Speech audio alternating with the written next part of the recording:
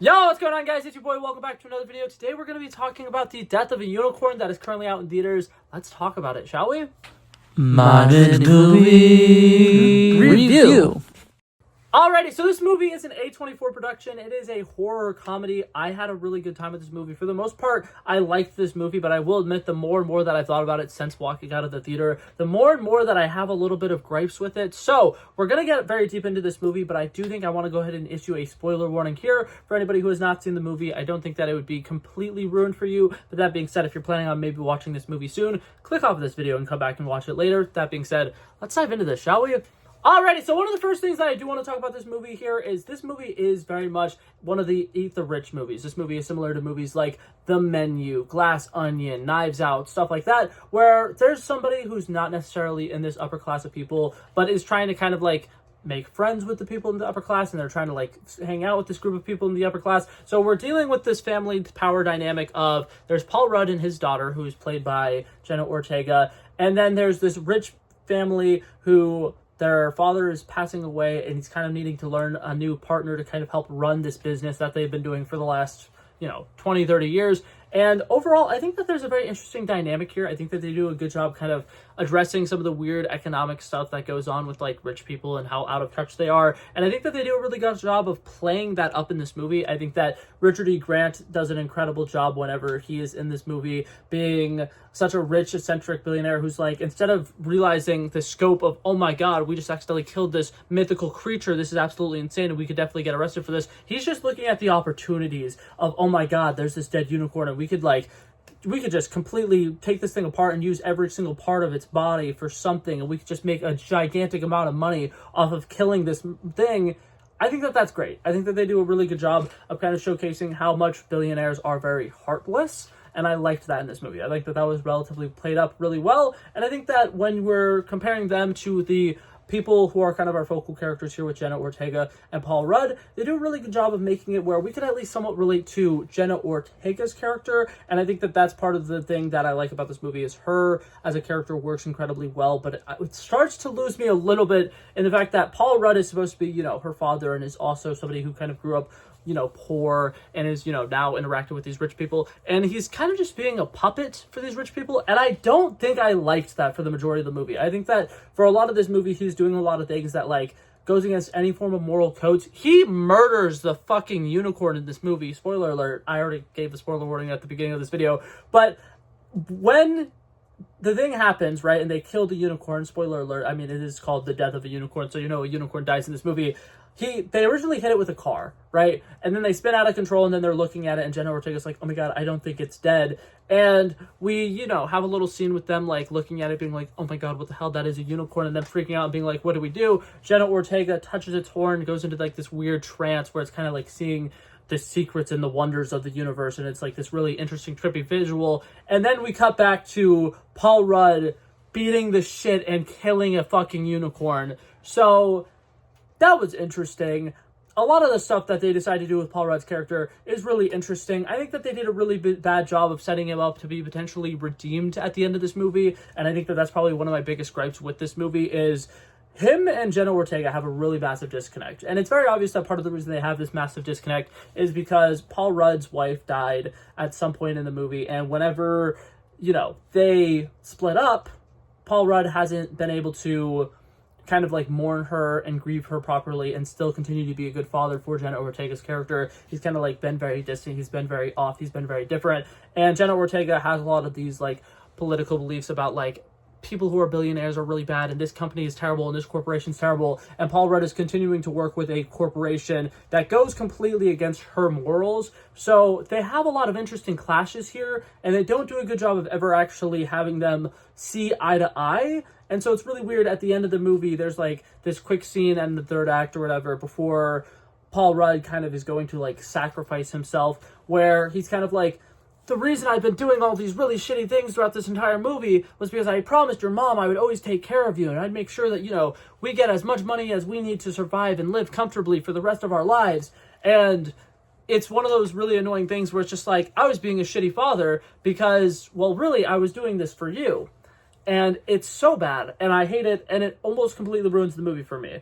That being said, we continue going along for that part of the movie for a little bit longer. We get to a point where he stabs Will Poulter's character, who is being incredibly evil and is like the last one of the rich people standing, who's trying to like exploit all these unicorns and do a bunch of really shitty things. And Paul Rudd stabs him, and then he gets stabbed by Will Poulter. And I'm like, oh my god, that's a great ending for the story. And instead, Paul Rudd's character ends up getting magically healed and everything ends up being fine and they move on with life.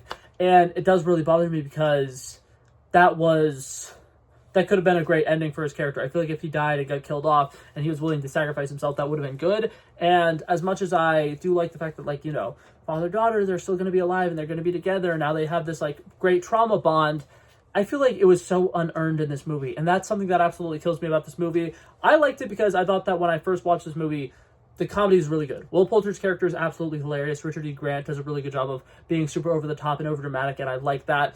And overall, there's just a lot of like fun little bits. Like they have their servant who they'll just like yell his name. They'll be like, "Griff, take care of this thing!" And then a minute later, he's in and he's already doing the thing. And then there's a scene where like Paul Rudd is like looking at all the food options that they have, and he's like, "Do you guys have an omelet bar?" And he leaves the scene or whatever. They continue doing whatever they're doing for a little bit, and then he just comes back in with an omelet.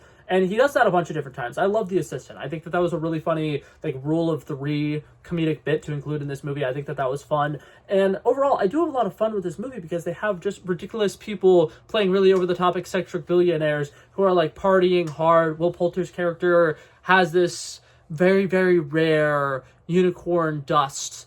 And he's, like, for science, what would happen if I just did a line of this real quick? And I think that that's fun, right? I think that that's entertaining. And then he also smokes some of it later.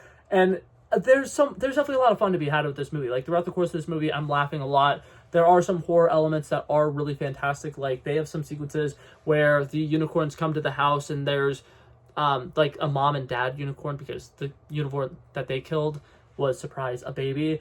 And a lot of those like horror sequences where like the unicorn is like slowly tracking them down, it does feel like Jurassic Park.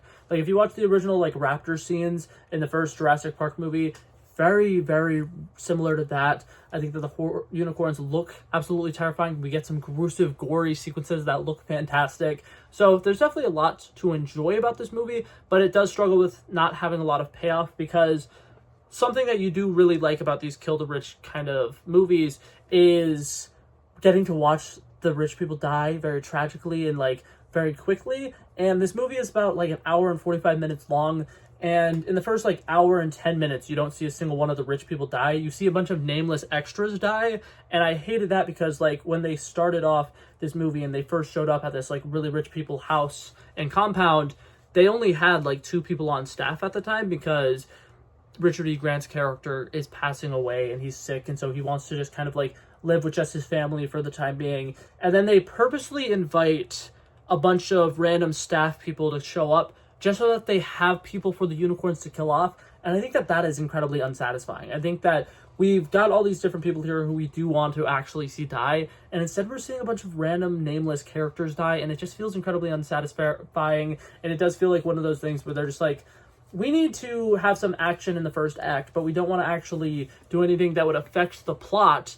So instead we're going to kill off this random, extra. And it is really weird. I didn't like that very much. But that being said, those are just some little nitpicks here. I do think overall the horror elements are relatively decent. I think that the lore that they kind of create with the unicorns is relatively interesting. Like, I like the whole thing about Jenna Ortega's character doing a bunch of research about, like, okay, unicorns, they existed in the past back during, like, the Knights of the Round Tables and back during medieval times. They believed that unicorns had, like, these magical healing properties. And then they had this situation in the past which very similarly mirrored the situation that they had. And then her being able to put 2 and 2 together of, like, well, they thought these were fairy tales, but what if they're actually right? And this is what the story happened, and this is how it's playing out. It's almost exactly the same. I thought that was interesting. I think that was a really good way of kind of establishing that unicorns are real. They have been real for a while, and this is why we shouldn't be messing with them. And I thought that was fun. But yeah, overall, I enjoyed this movie. I think that there's a lot of really big things to nitpick with it, and the more you think about it, the worse this movie kind of gets. And I definitely just think that, like, this is one of the most, like, unlikable characters that Paul Rudd has ever played. And I do think that this movie almost loses me on the fact that they tried to redeem him. But that being said, if I had to give this movie a rating on a scale of 1 to 100, give it a like proper grade, I'd probably give it a 71 out of 100. I really enjoyed it initially coming out of the theater, and I do think I really regret overthinking this movie, but it is slow to get going, and there's a lot of things about it that I do think could have been significantly better. That being said, still funny, still a good couple of horror sequences. I would potentially recommend. Maybe not necessarily rush to the theaters to go see it, but I liked it at times. Anyways, I'm going to go ahead and sign off here. Thank you guys so much for coming by and checking out this video. I love and appreciate you guys so much for watching. If you liked it, feel free to like and subscribe, and I'll hopefully see you guys in the next one. Peace out. Bow. Bow. Bow.